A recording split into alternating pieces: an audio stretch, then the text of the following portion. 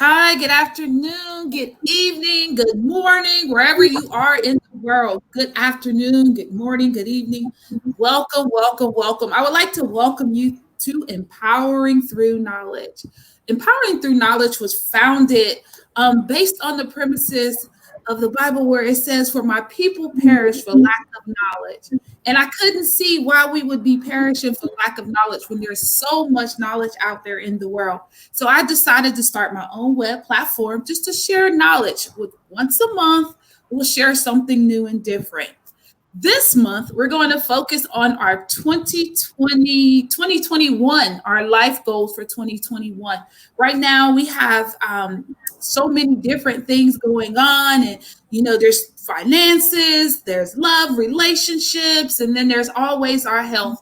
And so I have three special guests that are joining me today who will help us take those New Year's resolutions that we've started and help take us through the new year so that they will last us past just this 1 month of January. So with me sitting today, I have first Miss Linda Hart Streeter. She is a love relationship expert as well as a premarital counsel, and she's just all around mental health.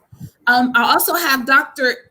Ime Dr. Ime with me as well. He is our medical health professional, and he's going to talk to us all about our health and staying healthy, and also about men's health. I am an advocate for men's health.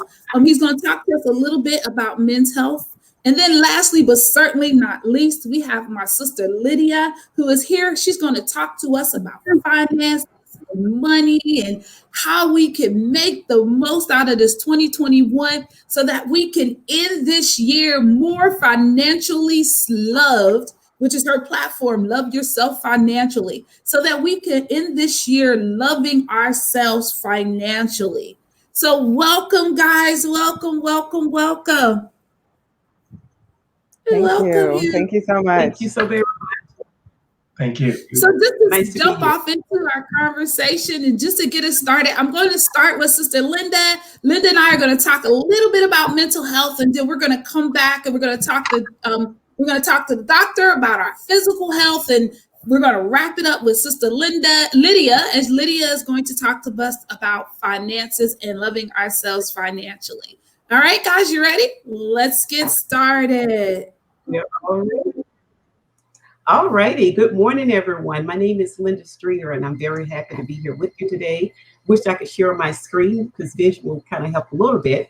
Have about 4 slides I'm going to go through with you today, but I am here to talk about mental health and what you should know. I think that mental health is one of those things that kind of lag behind with so many of us in society today because we never think about oftentimes the hidden wounds of our life, the hidden part of ourselves. And we kind of chalk it up, oh, it's just the way I am, just the way he is, she is, whatever the case may be, until there's a crisis. So I'm going to be just kind of running through a little thing here to kind of tell you how significant it is and important it is for you to take care of yourself mentally. I cannot stress it enough. Your emotional health, mental status is very, very important to the total you and how will you do or succeed in other areas of your life. Doesn't matter what your titles are, what you've done, what you haven't done, how much money you have, how much you have. We see rich, poor, and old and young, kind of lose it sometimes. So just a little bit here on the statistics of mental health. This was as of late June last year, according to the CDC. 40% of U.S. adults reported struggling with mental health or substance use. And this is not counting those who didn't report. Half of all lifetime mental illness begins by the age of 14 and 75% by the age of 24. And depression alone, number 3, costs the nation about $210.5 billion annually, which suggests again that there are some major issues going on. The average delay between the onset of mental health illness symptoms and the treatment is about 11 years. And I find that to be true because most of the time people don't do proactive work. We're usually waiting, and when there's a crisis treatment, you say, well, when was the onset of it? You can go back 5 years, 10 years. I've had some people I've talked to, it's been like 30 years that they're dealing with issues from childhood. Suicide, number 5. Suicide is the second leading cause of death among people aged 10 to 34 in the US, and the 10th leading cause of death in the US. Next, many people suffer from more than one mental disorder at a time. In particularly, depressive illness tend to occur with substance abuse and anxiety disorder, and I found that to coexist to those two things together.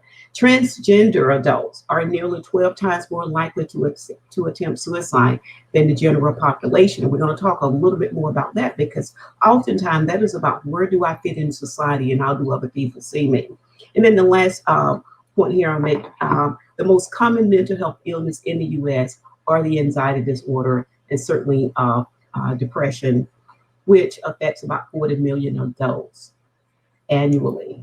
So the question becomes, why do we have these staggering numbers and what can we do? And why don't we seek help? That becomes more of the issue of us getting help or not getting help or reaching out to someone to talk to or not reaching out. However we do this, why is it we don't seek help? Oftentimes it is because of our beliefs and our attitudes. So, when I say beliefs and attitude, we're talking about culture stereotypes. Right. Certainly from a religious perspective, if you have faith, you have God, you should be fine. You don't need to be concerned about your mental health. That's a cultural thing, I believe. And often in many communities, usually in the African American communities, culturally, we're probably least likely to not get help or to talk to someone. So it could be media stories, it could be familiarity with the institutional practices and past restrictions. I mean, some people have had bad experiences in those cases, and they feel, why not do it? Why even talk to someone if you can't trust anyone?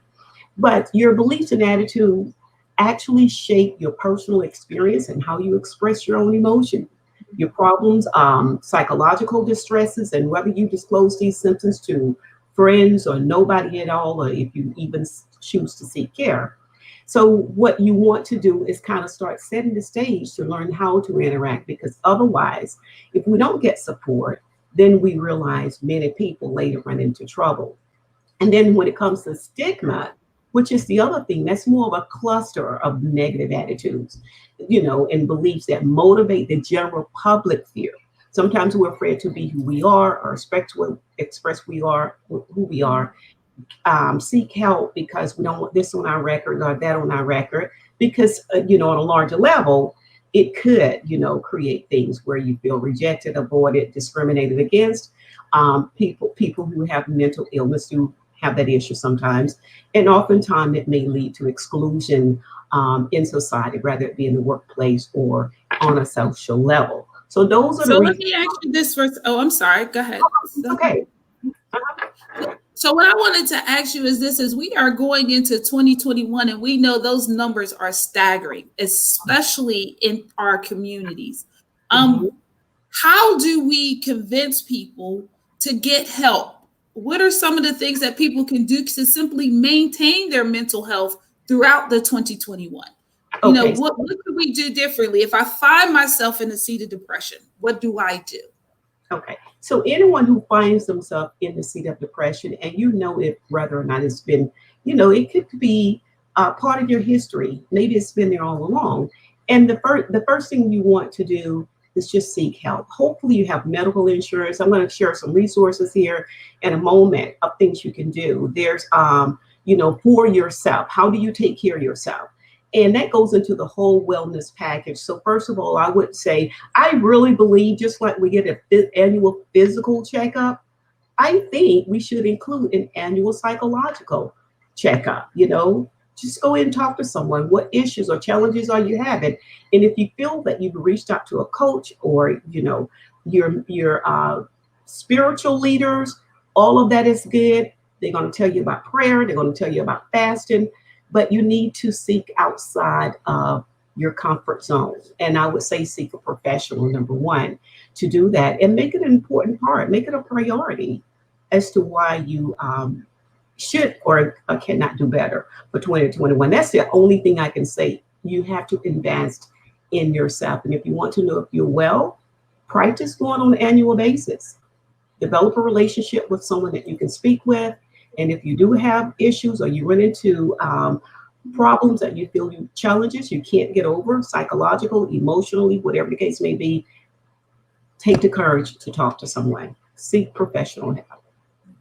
One of the things that I do when I find myself kind of wearing off or sitting depression, I'll go out for a walk.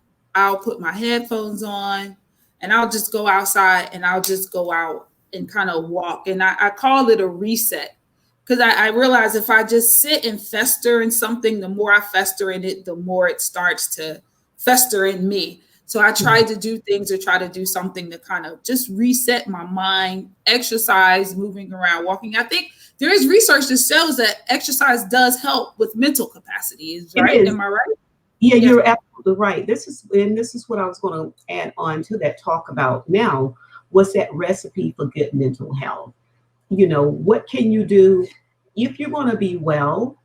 You have to include the totality of who you are. So when it comes to your emotional health, this is about coping effectively with life and creating satisfying relationship in that area. If you have challenges in that area there, that's something that needs to be dealt with, because dealing with depression and anxiety, if there's a fear in that area, it can affect you in other areas of your life. And I want to tie it all together at the end. And then there's your financial. If you're worried about money, if that's making you depressed, see, the goal is, if you're dealing with depression ongoing, you need to understand why. Where is that depression coming from? What's the root of what needs to be fixed? And then moving from financial, the third area or dimension of good mental health would be your social, developing a sense of connection, belonging, and well-developed support system. Oftentimes, depression hinges upon the fact that people feel isolated, disconnected, that they don't belong. And of course, all of that sometimes is self-imposed because people self-isolate and then think it's someone else. So that's a part of your emotional, your mental health well-being. And then there's the spiritual aspect. And when I say spiritual, I don't mean just going to church. Developing that area where you can expand your sense of purpose and meaning in life. There is an emptiness or a void within all of us that says that, there's more to life than meet the eyes. And what is that about?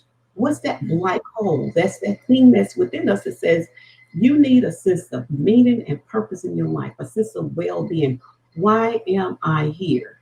And if you can discover your why, that's going to be another boost to your emotional state when it comes to depression and or anxiety, because it's going to minimize the fears in your life and, of course, develop more love.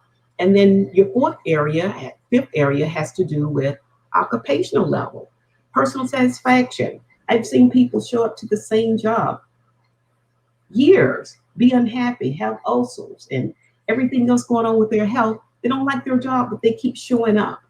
Maybe in a relationship, but you keep showing up. You have to understand your why.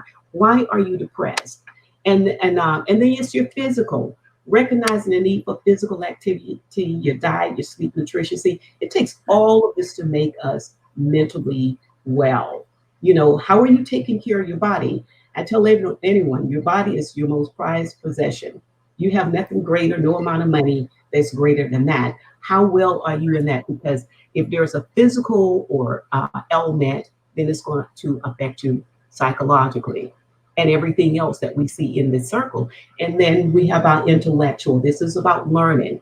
And the more we learn, we understand our creative abilities, and we find ways to expand our knowledge. So don't be afraid to invest in yourself. Once again, you must do something meaningful. And then the last area for good mental health that fits into that circle will be your environment. Your environment is very important. The colors you have in your house. If you wake up and you open up, I like natural light. You can see it's kind of bright in here and I still pull half of it out, the sun out. But I love natural light. That does you well emotionally. It's a good source of natural vitamin D. And vitamin D, of course, gives us those a great satisfying endorphins in our body that leads to having good health, feeling pleasant. Stimulate your environment with colors, Get out again, go for a walk. You should be out every day doing something. Right. Yeah. But those are the components Right. of the mental health, and it has to be inclusive. And when there's not an alignment or disalignment in those areas, it will affect your emotional state. So just kind of focus as a whole in all of those things. You're absolutely right. And with that, what was we talking about physical health and our mental health? With that, we're going to jump in the great doctor in with us, and we're going to let him jump in here and introduce himself and share some of the practices that we could do to support us in 2021 to go along with those fantastic tips that you've given us, Linda. We're going to have the doctor come in and tell us some physical things that we can do to help support us physically as we are going into 2021. Good morning. Good morning.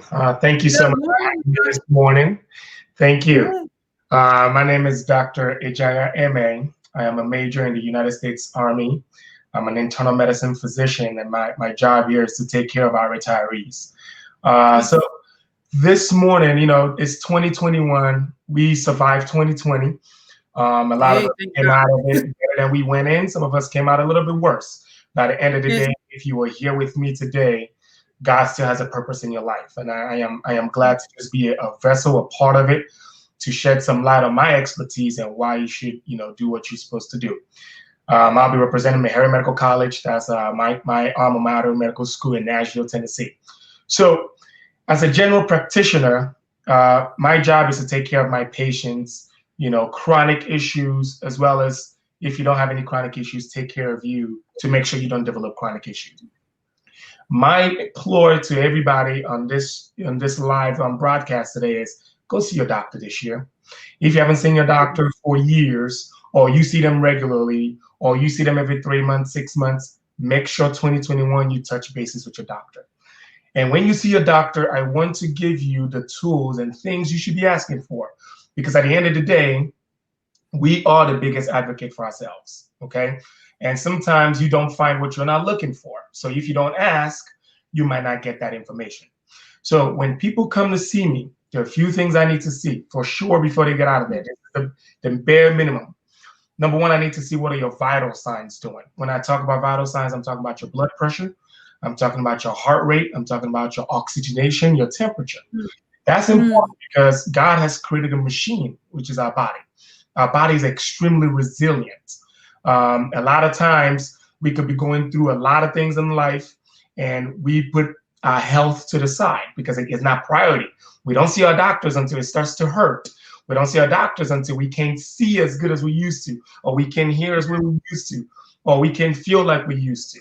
And by that time, if you are feeling it, your body has been taking a beating for a long time. It's been resilient and not letting you feel it. And then when you start feeling it, you come to us, the process would have been a lot easier to take care of if you came a little bit earlier. So for example, blood pressure. The number that I want you guys to remember is 130 over 80. 130 over 80. You want your blood pressure. So that's different. That's different because normally we were taught 120 over 80. So now you're saying it's 130 over 80? So that is a good point. So 120 over 80 is based on a trial called the SPRINT trial that said that if you were doing 120 over 80, the lower I can get it, the better, right? But the problem with that is we find people getting dizzy, lightheaded, and things like that if we're dropping their blood pressure too low. So the cutoff number, according to the ACC, American College of Cardiology, is 130 over 80. Well, that means is if you're above this number, there's a few things you can do.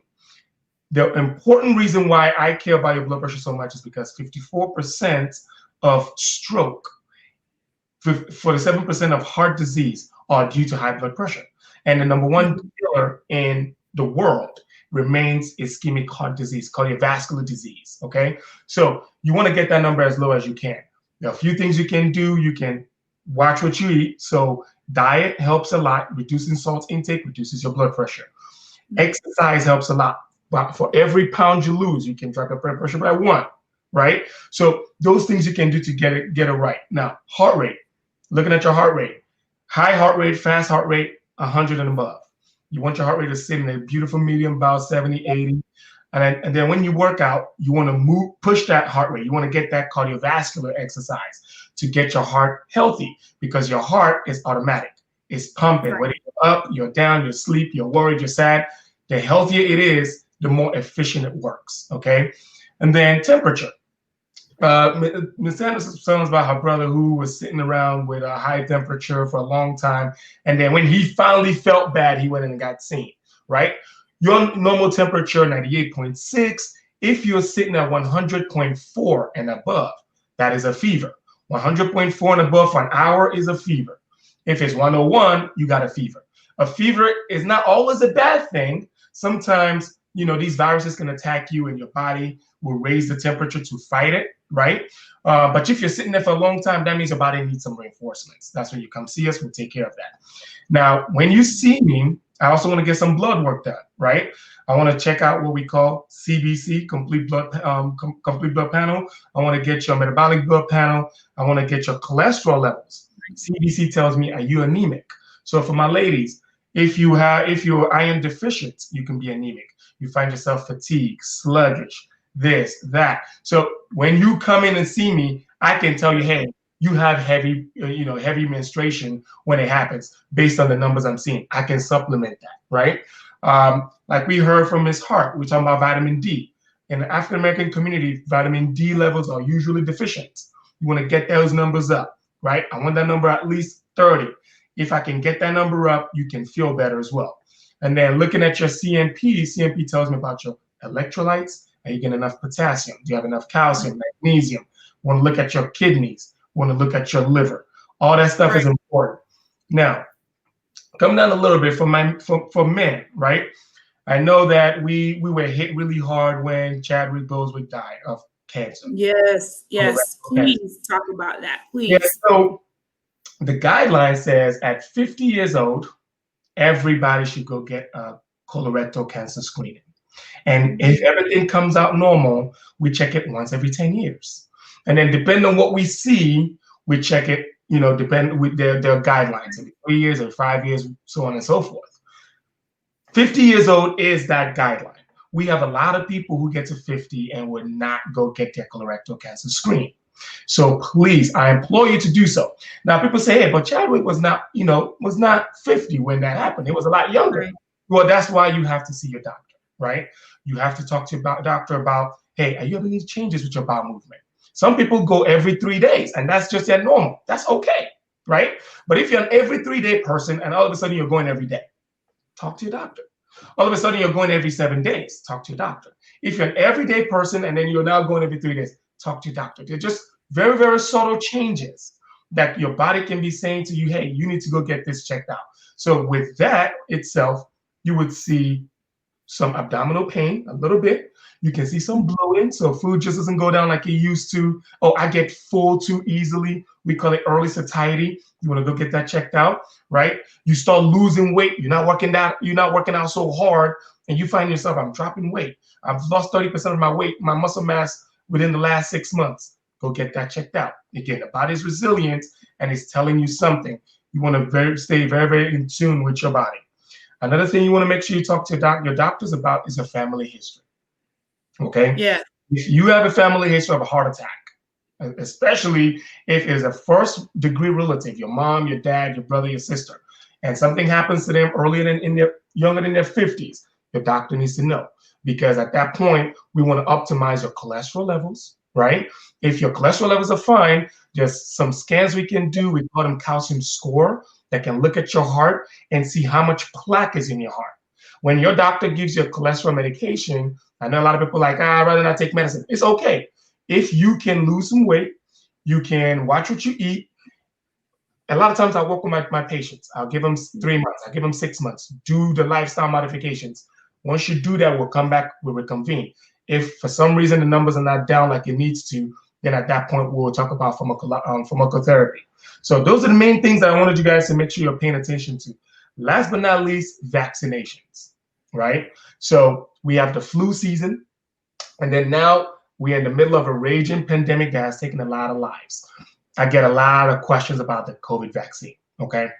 And that is a whole topic for itself, but this is what I'm gonna say and put it out there. Right now, we do have 2 of them that have been, approved and for an emergency authorization use, right? Now, People ask me, Dr. Emmett, should I take the vaccine? My answer to you is I can't tell you yes or no based on the fact that we don't know what's going to happen with the vaccine or its side effects 10, 15, 20 years from now. But what we do know is every 21 seconds, somebody is dying in the US from coronavirus. Two, we do know that both the Pfizer and the Moderna vaccine had over a 94, 95% success rate, meaning that in the studies, 95% of people that got it did not catch COVID days later. We do know that it's safe. We do know that it's effective.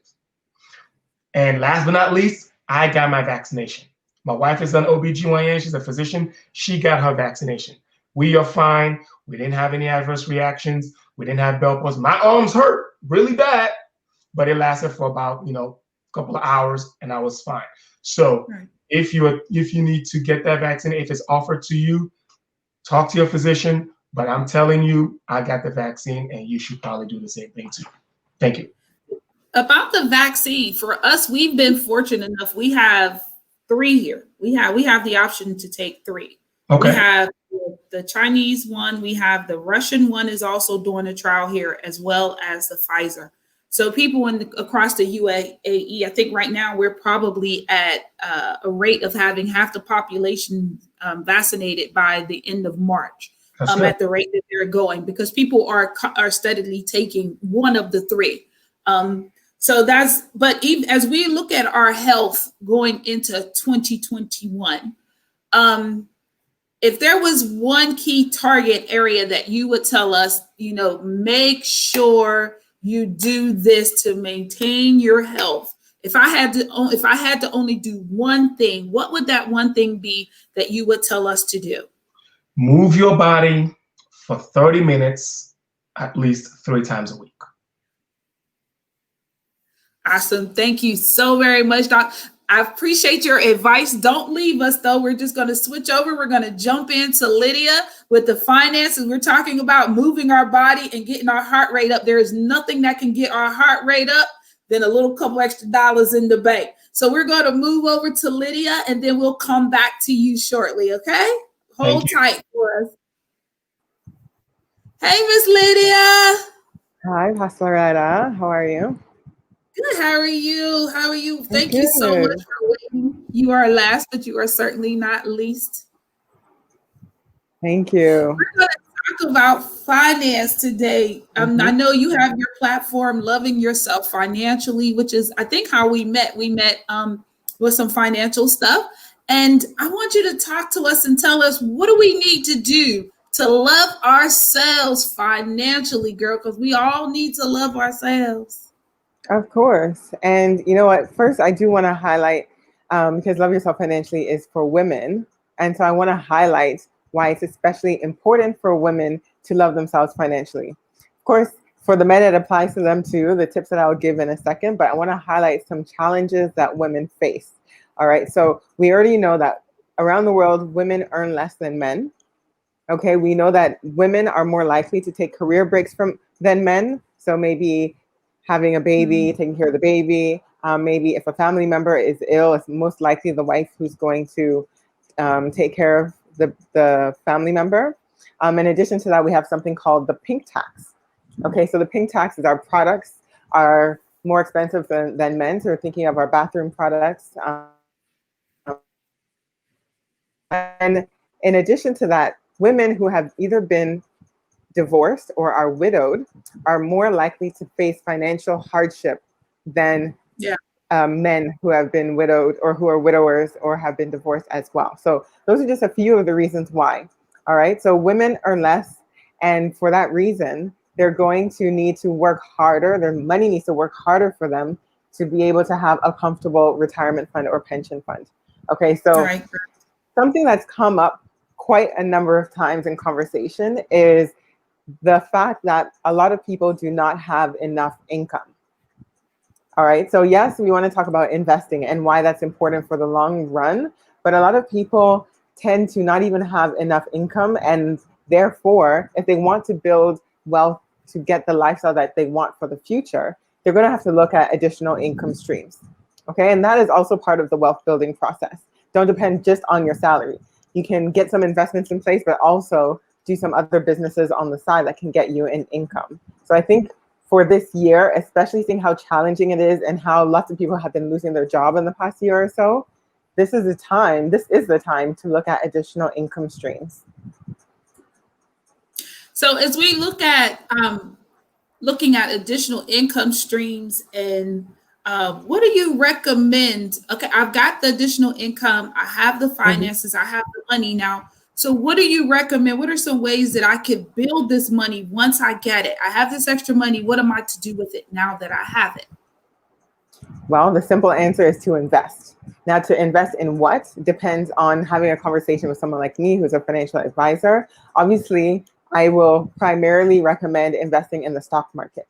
So for anyone, whether you're a beginner or a pro, you can invest in the stock market easily without the risk of investing in individual funds or individual stocks by investing in funds. So what a fund is, it's a group of stocks or bonds. So stocks or shares. So we're looking at maybe, it could be dozens, it could be hundreds inside one fund. And the reason why we like that is because you don't want to put all your eggs in one basket. So you don't want to put all your money into one company. So you can still get the benefit of investing in the stock market without the volatility and the risk of investing in a single company. So that's the first place I would look at.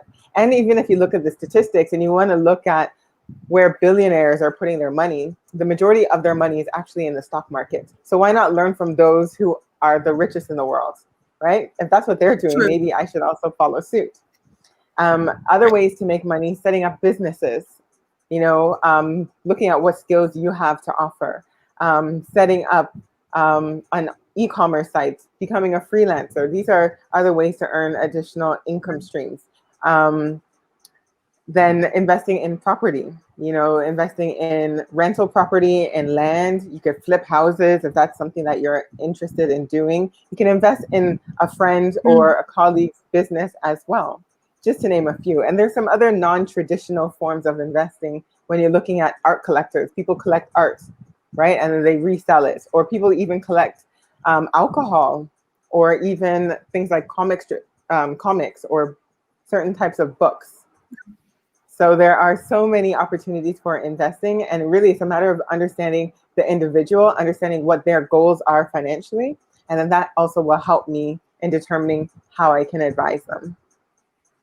One of the, as I've matured and gotten older, one of the things I realized that financially, one of the biggest lies I've ever told myself, and we often hear, is that we don't have enough money to invest and I don't have enough money to save.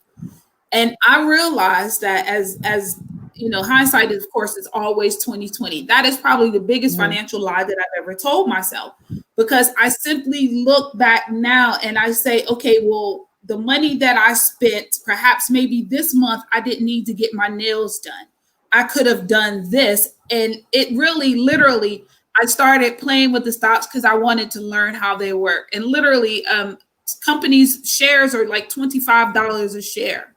And you think, how many times have you ordered Domino's? How many times have you eaten out? How many times have you had the label and the name brands?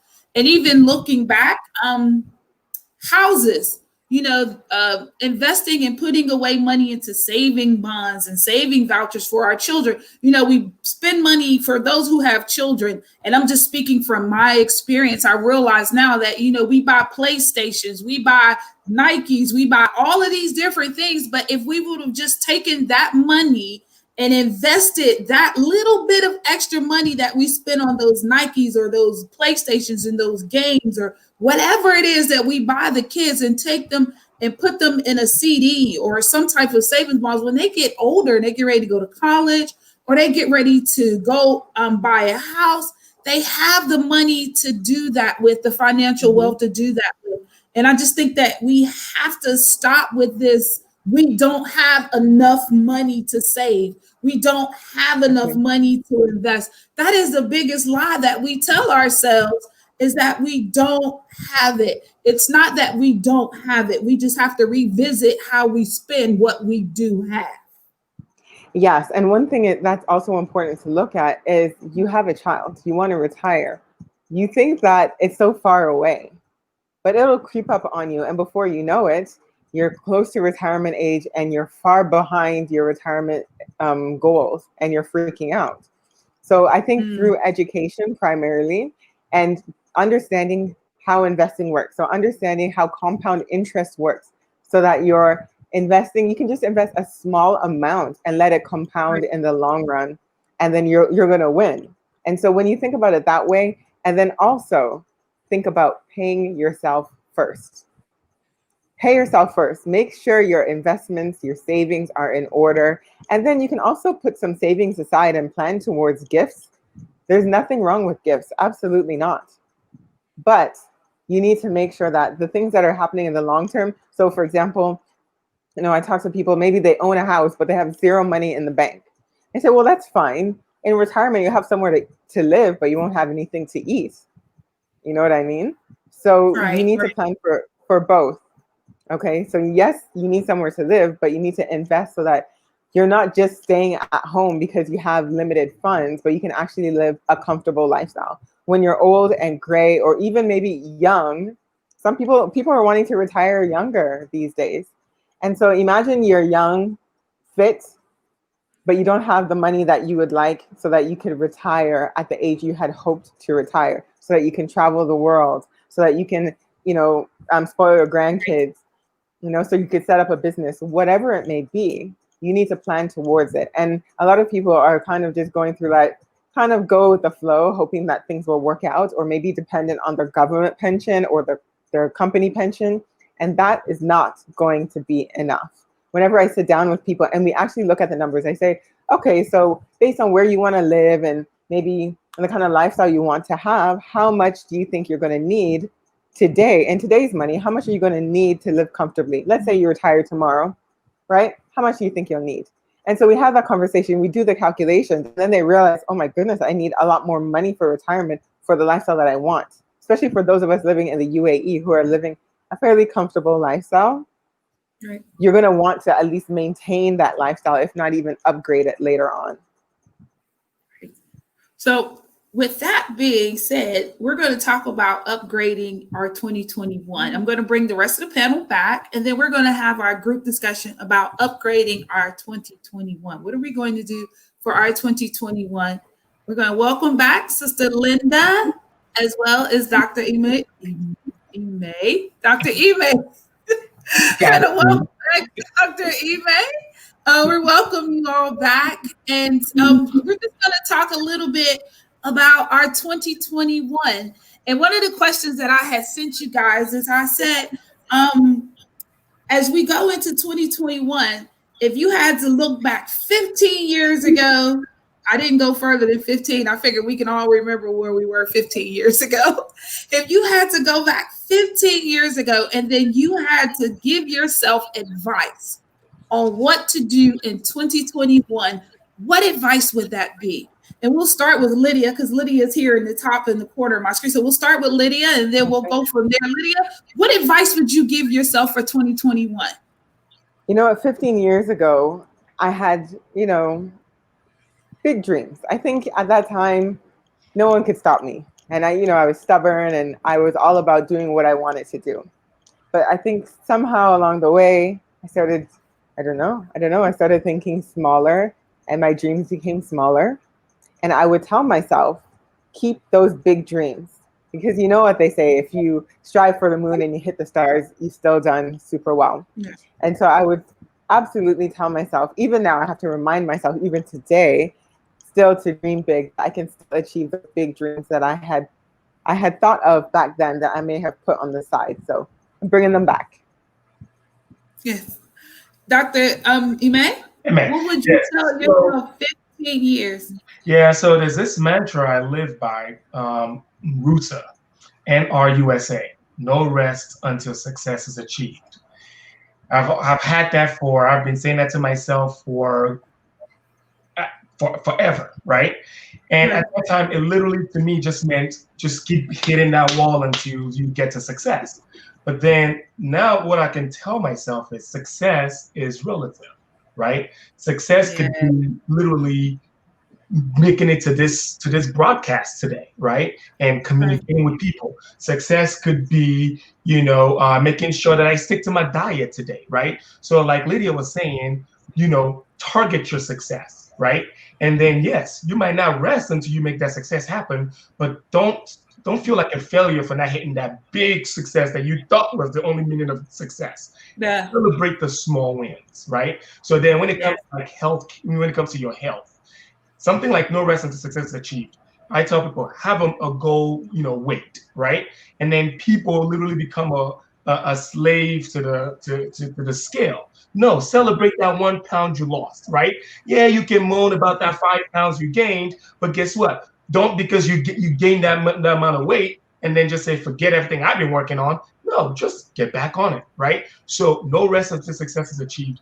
Define your success and go after it daily. Awesome. That's key. That is awesome. And I do like the point, Sister Linda, we're going to come to you in a second, but I do like the point where you said success is relevant. And I think that is so key to our financial, our mental, and our physical health, is because what's successful to me may not be success for you.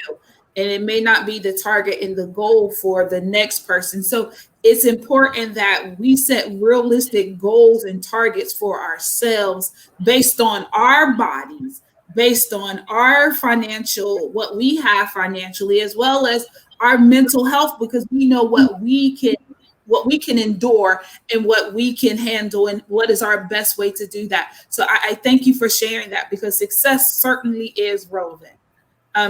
Miss Linda, on to you. What would you tell yourself? What would you told yourself 15 years ago about this 2021 thing we got coming up? Okay, it sort of hinges upon what Dr. Amy just said. And mine was just understanding my why and then celebrating. And the reason I say that is because when you understand your why is that thing that causes you to overcome every challenge that stands before you. And your whys may change, but there's an ultimate why you exist, why you push, and why you get to wherever you go. So I always say, be proactive, my 3 BPs of life, to be patient with the processes of life, be patient, be proactive in all of your doing, back to this whole thing of understanding your why. And then of course, we have to be people who understand our potential. Because when we come through a year like 2020, it challenged all of us in ways we had not even thought of being challenged. Many people have many losses, like loved one became very ill. In fact, I even struggled with the COVID for a couple of weeks. So there was a lot of loss, there were a lot of changes, businesses shut down, there was nothing flowing in or out.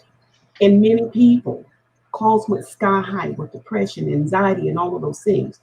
But when I started telling people in my coaching, if you can understand your why is what gets you up every morning. And whatever happened within that day, do not forget to celebrate, I'm still here. So celebrate the small successes in the middle of all of that. That would be my 2021, what I would have told myself. And I think that will work throughout lifetime.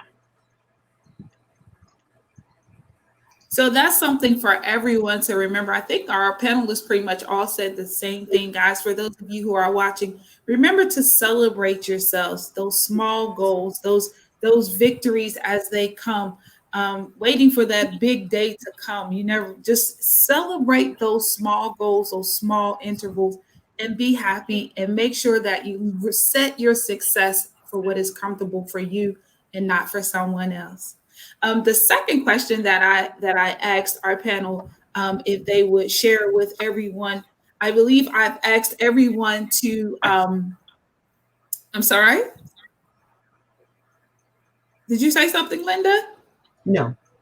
Oh, okay. Okay, so I've also asked the panel to also share with us, what would you say to those people who are in your circle? So for example, like here, there's a lot of brunches, there's a lot of this, and I've just decided that I'm not going to do that anymore, or I'm not going to go out and I'm going to start walking every day, or even for my mental health, sometimes you just got to cut people off just for your own mental health. how do you recommend we have those tough conversations with our friends, families, loved ones, and close friends to say, hey, I need to make this change in my life so that I can be happy and successful in 2021?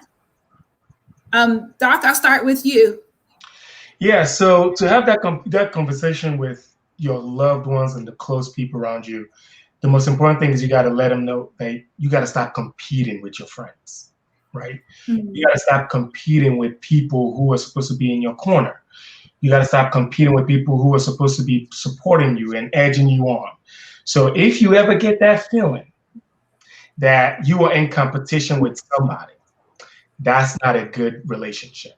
At that moment, at the end of the day, you are the CEO of your life. You hire, you promote, and you fire accordingly. If somebody needs to be into, if you need to get somebody into your life, you do that. If you need to go ahead and elevate somebody's status in your life, you do that. If you need to fire somebody, you will too. They will live and you will continue to live. So at the end of the day, you just have to have that conversation. You know, if they love you, they will understand. If they don't, at the end of the day, it's your life. It's on you to move on. I like that little CEO reference. I like that. I'm going to keep that. I'm going to use that. And that one's going to end up in a message next week. I like that. Linda, what would you say? You're the mental health expert because, you know, not everybody handles those conversations very well. You know, you think you better than me, or you know, everyone don't handle those types of conversations very well. So what would you say? How do you say we handle those conversations? This is what happens with conversation. The first thing is to be true to yourself. If you lie to yourself, you're lying to everyone. If you can't be yourself around people who are closest to you or anyone else, and that means to being yourself means to speak your truth. And it's not about how other people see you. It's you being true to yourself. And that second thing is to have healthy boundaries. I believe that all relationships require boundaries. And healthy boundaries are the rules by which we're going to engage. So if respect is a part of those rules, I should be okay being me. You know, if we're decided that we're not going to judge one another, then I shouldn't judge you regardless of what you tell us. We don't speak our truth because we're afraid of judgment. There's a book I would tell everyone to read that's called The 4 Agreements. If you haven't read it, read that book because it talks about that very thing of how we've been domesticated to hold back, to not speak our truth, to not be our genuine self.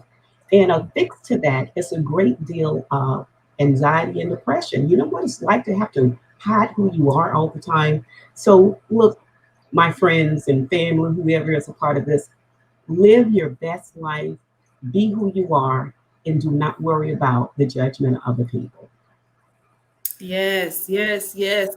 And Lydia, those tough financial conversations, because those ones can be tough when you say, I'm not going to go to the mall today because I'm trying to save money to pay off this credit card.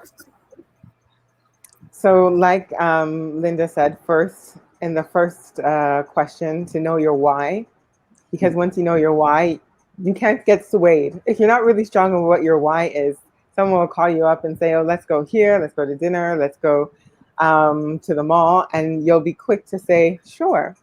But then I think in terms of having these difficult conversations, I think the first thing to do is actually do, I guess I can call it a friendship audit.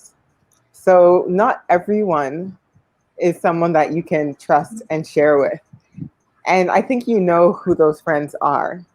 Okay, if you listen to your intuition, or you want to approach, but then you just have a weird feeling because you know that in the past they've shown you certain sides of them that make them not trustworthy, that make them not someone that is who's going to take care of your vulnerability.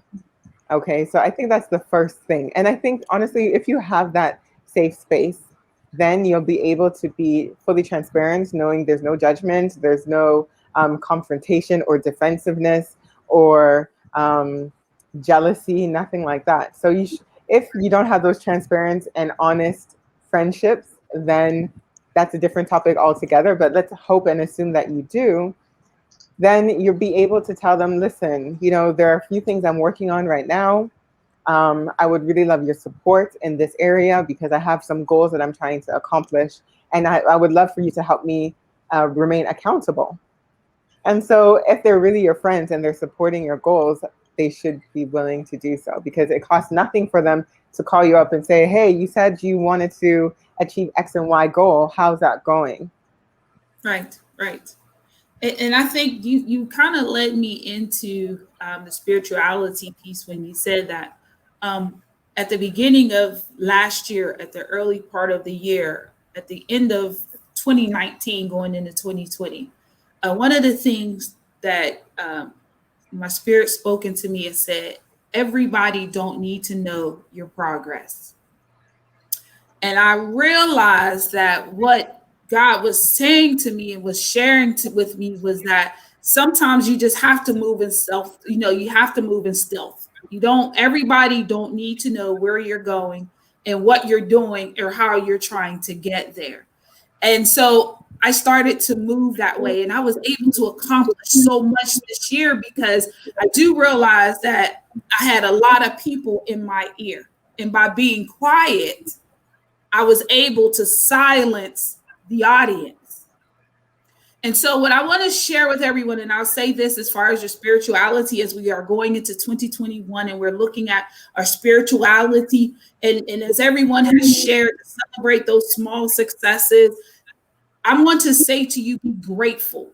As you're going into 2021, my words to you today is to be grateful. Be grateful. Come with a celebratory heart for everything and anything that you have, because tomorrow is not promised to any of us. And if we are grateful for the small successes, if we are grateful for the gift of life every day, that gift of life that when we wake up that says we can change the world, we can change what we do, that opportunity that you have every day, just be grateful for that opportunity. Study your word, stay in prayer, connect yourself with your Father, and just be grateful. As we talk about our spirituality and going forward in 2021, that's what I charge all of you with. Nothing deep, no fancy prophetic word, none of that. Just simply be grateful. Be grateful for all things that God has trusted us with and that God is blessing us with daily. Amen. Amen. Amen. That's it. That's all I'm gonna say. I ain't gonna preach no sermon. That's it. That's all I'm gonna say. We're just gonna go into 2021. We're gonna go in thankful. As we are getting ready to wrap up, I want to thank all of you for being such wonderful guests on my second show. Yes, this is my second one. So I want to thank you all for being such special guests on my second show. But before we go, what I would like to ask of each of you, in 30 seconds, if somebody just dropped in, or if they only catch the end of this, or they watched the whole thing, but if there was one thing that you want them to know, just one thing, 30 seconds or less, could you please share that with them? And this time I'll start off with Sister Linda, and then we'll go from there. Sister Linda, if there is one thing that you would want everyone to know, what would that one thing be? Be happy. Just be happy. Enjoy your life. Okay. All right. So it's just me. So my one word is to be happy. Enjoy your life. Make this a great year, the best year, regardless of your circumstances. Be happy. Gratitude, celebration goes all together. And if you can be thankful for the little things, you'll be happy. I promise you that. Just be happy. Yes. Thank you so much, Sister Linda. Don't move yet. Don't go away yet. Doc, you're up next. What would be your advice in 30 seconds or less? What would you share with everyone?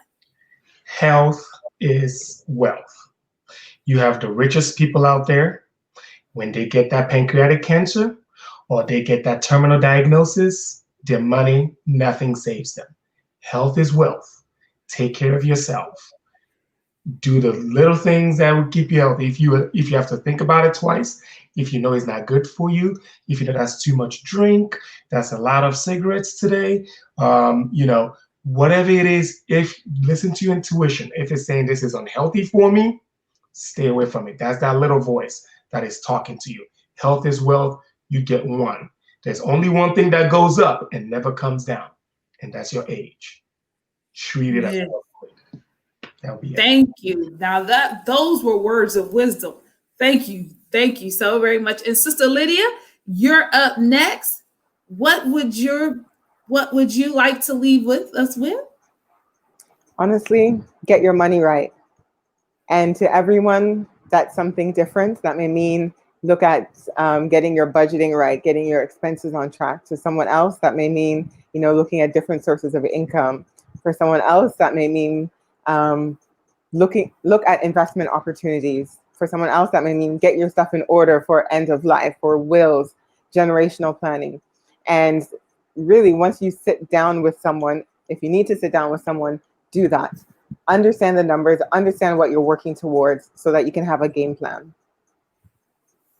Awesome. Thank you so very much. I'm going to bring everyone back to the screen. And I just want to take this opportunity to thank each and every one of you for taking the minute out of your day to empower the people so that we know that what we need to do in 2021 is to celebrate those small successes, that our health is our wealth and we are the CEOs of our lives, and to always plan financially for what we want to do and where we're going to go ahead. I thank you so very much again for joining me. I've shared your information all the way throughout the broadcast. So if people want to get in touch with you, they are able to get in touch with you. I invite everyone who is watching, I invite you to come back and join me again next month in February. For the month of February, we'll be talking about relationships, marriage, and single folks who want to be married, and married folks that we hope stay married, and single folks who decided that I don't want to get married. Singleness is the right thing for me. So I hope you will join me again next month in February as we are empowered through knowledge. Thank you all for watching. Thank you all for joining. Everyone have an absolutely blessed day. Bye. Thank you. Thank you so much. You all hold on one second. I'm going to end the broadcast.